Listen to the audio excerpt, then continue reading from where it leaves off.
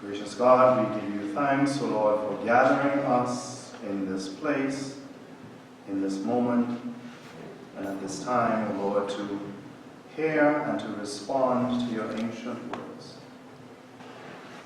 Lord, give us ears to hear, eyes to see, faith and courage to follow as you lead, as you invite us, O Lord, to come and to see. I speak to you in the name of God, who is Father, Son, and Holy Spirit. Amen. Please be seated.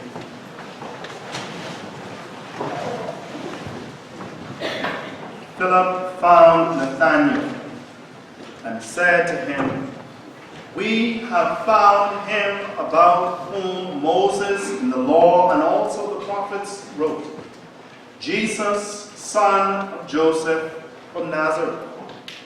Nathanael said to him, "Can anything good come out of Nazareth?" Philip said to him, "Come and see."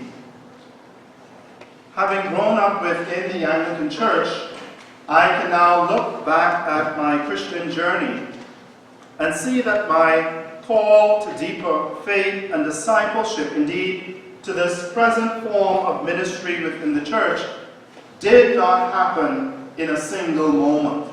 It did not happen all at once. But rather, my experience is that it has been the result of a series of calls or a series of invitations, each one offering just enough encouragement, just enough clarity in order for me to be able to take the next step of faith in my own journey with Christ. And when I think about these steps, when I go over them in my mind, I can remember my parents bringing me to the church as a very little boy, right? And then I recall Sunday school teachers and others coaxing me and inviting me out of my shyness, inviting me to be a part of the Christmas pageant, or be a part of the Easter production, or to take part in whatever was going on that someone of my age would be able to participate in. And later on, I remember being invited and called to be a part of the Christian youth movement. So for those who are, somewhere between 12 and 17, that age group, and we're very confused. But I remember being invited to be a part of that youth movement. I remember being invited to attend Vacation Bible School. And then when I got a little bit older, being invited to help to lead Vacation Bible School for those who were coming after me. But even later still, I remember being invited to join the Anglican Young Adults, right? That group for those who are 18 and over. I know in the generation before me, it was known as the AYPA, right? Many of you grew up in groups such as those. I remember being invited to be a part of the junior choir. I never thought I could sing. Still don't think I can really sing. But I remember being invited to be a part of the junior choir, or as a young person to come up and to read scriptures from the lectern on a Sunday morning, knowing with that initial sense of insecurity and trepidation that in that moment all eyes and ears would be on me. It's a terrifying experience for a young person. But I remember being invited and extended the opportunity to do so. But I also remember in my later years in college being challenged, but also being invited by my peers to reflect on what the Christian faith had to say about what I do with this body, as St. Paul reminds us today. To reflect upon what the faith has to say, for example, about sex outside the union of husband and wife. I remember being challenged to reflect upon what it had to say about tithing, about giving as a part of our Christian stewardship, as a part of our self-offering and giving to God. And to come to terms also with the responsibility, therefore, that every baptized believer has to share their Christian faith with others. We are told that Samuel did not yet know the voice of the Lord. And we all have that responsibility to share our Christian faith with those who may not yet know. In short, it was in my college years, I believe, that I really felt challenged to actually hear God's invitation and to strive to live my life as a follower of this Jesus Christ, and not simply to exist as one who was Christian in name only, that is, to be a nominal Christian. Where would I be? I often wonder, where would I be? Where would many of us be? Were it not for those whom God has placed in our lives, whom God has placed along our path and our journey, and who have invited us by their word, by their deed, by their example, to come and to see. My friends, now I am certain that even though this has been my experience, I know that there are those for whom the perception of God's call to a deeper faith and discipleship was something that they responded to right away. There was no hesitation, and they responded to it wholeheartedly. I know that that happens for some, but I suspect that for the great majority of us, particularly for those of us who grow up within a church tradition such as this one, the call to deeper faith and discipleship comes multiple times, and it comes through various ways. And the response to that call is something which spans a much longer period of time. So it may not happen at that first invitation to be a part of the Christmas pageant, or to be a part of the Easter production, or to be a part of the choir, but that response comes over a period of time. But yet, with each call, and if we respond in obedience and faith, we find ourselves drawn ever deeper into the life and the mystery of this God who knows each and every one of us so very intimately. For what we soon discover is the one who is the very center of our lives and our being. We discover that there are some things that we will never know about the Christian faith, that we will never understand until we first seek and follow this Jesus Christ as Lord. And so the point here is that Jesus' invitation to us to come and see is therefore not merely an invitation, but it is the very order of how we come to see and understand the things of faith, how we come to see and understand this world around us, and how we come to see and understand ourselves within it. We have to come, and then we can see. So Jesus first issued this invitation to the two disciples of John. If you go back to the beginning of this first chapter in John, Jesus issues this invitation to the two disciples of John who heard John's testimony about Jesus and were curious about this Jesus and where he was staying. And so Jesus said to them, "Come and see." And they remained with him. But in today's gospel, it is Philip who issues this invitation to Nathaniel. He says to him, "Come and see, Nathaniel. Come and see." Philip had found Nathanael and told him that they had found the one about whom Moses in the law and also the prophets had written. They had found him in this Jesus from Nazareth. And Nathanael is at first doubtful and skeptical about whether anything good can come out of Nazareth. And so Philip says to him simply, "Come and see." Come and see.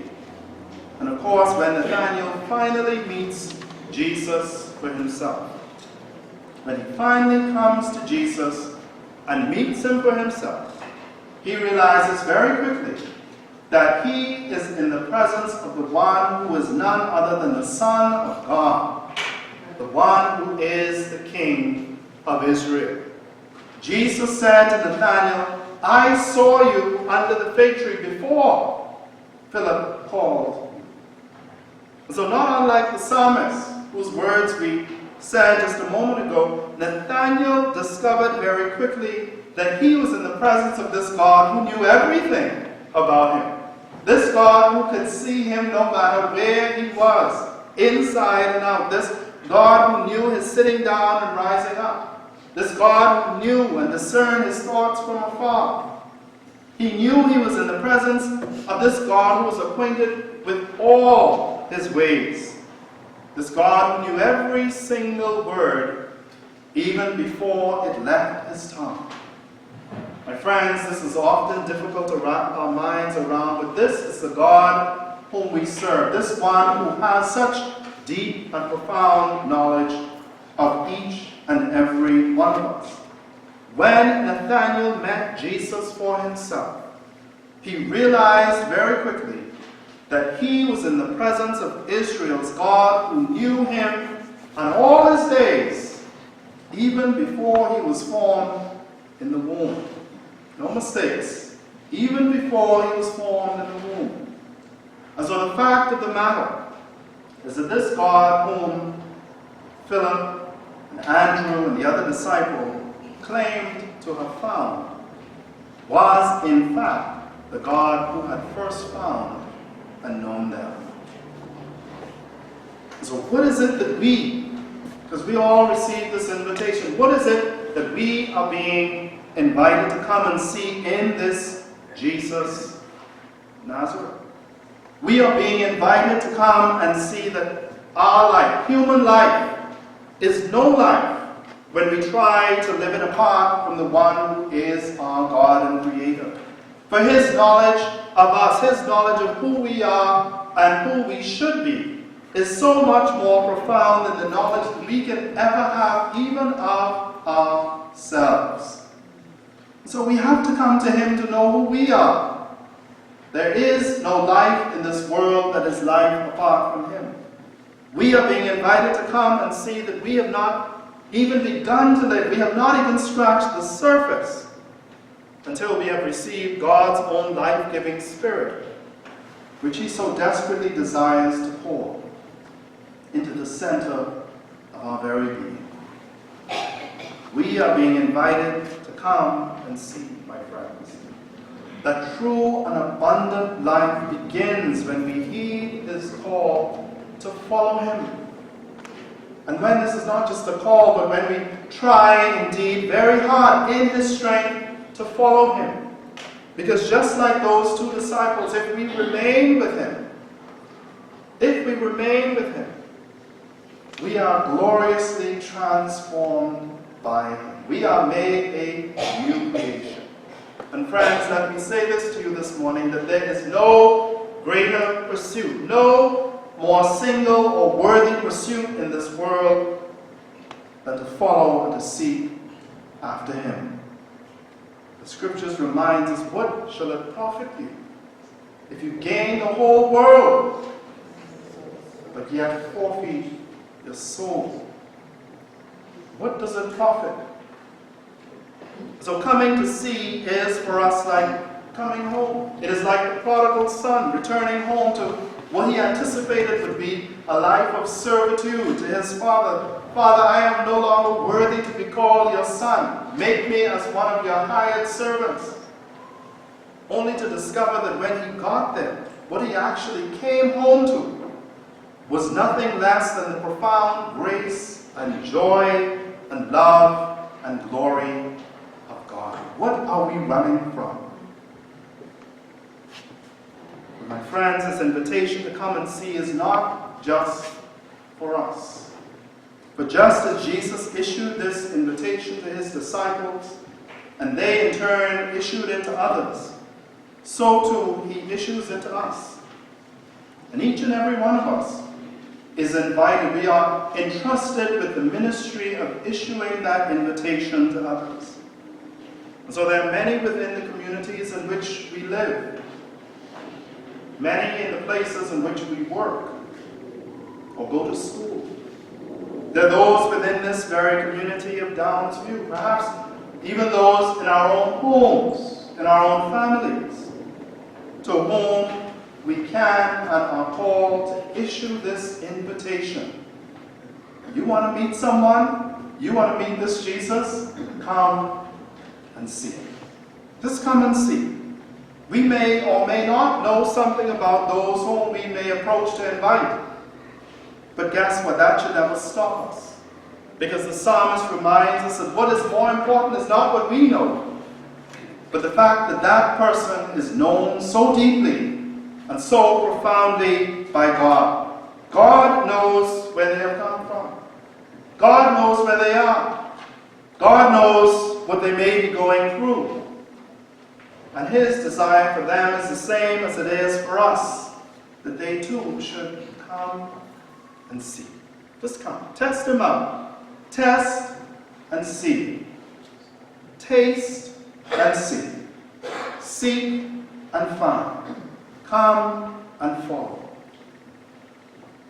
And as followers of Jesus, the question that we should have in every encounter that we have with someone else, whether it be within these four walls or beyond these four walls, the question at the forefront of our minds should always be this: how might God be wanting to use me to help this person, whoever that might be, to have an encounter with the living Jesus Christ?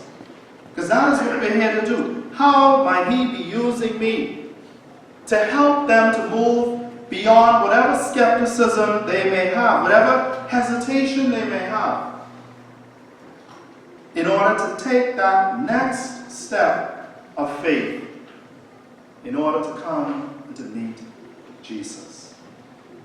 That is the kind of community that we are called to be. We are called to be Philips for the Nathaniels around us. But we are also called to be Nathaniels, always moving step by step by step from skepticism, from our hesitations, from our doubts, to faith, to deeper and deeper faith. And my friends, this Christian journey, for anyone who has truly strived to walk it, this Christian journey is a journey of steps. It's not a race. It is a journey of steps. We will not have all the answers to our questions up front. But my friends, thanks be to God that by the grace of God, we are given enough just to be able to take that next step of faith.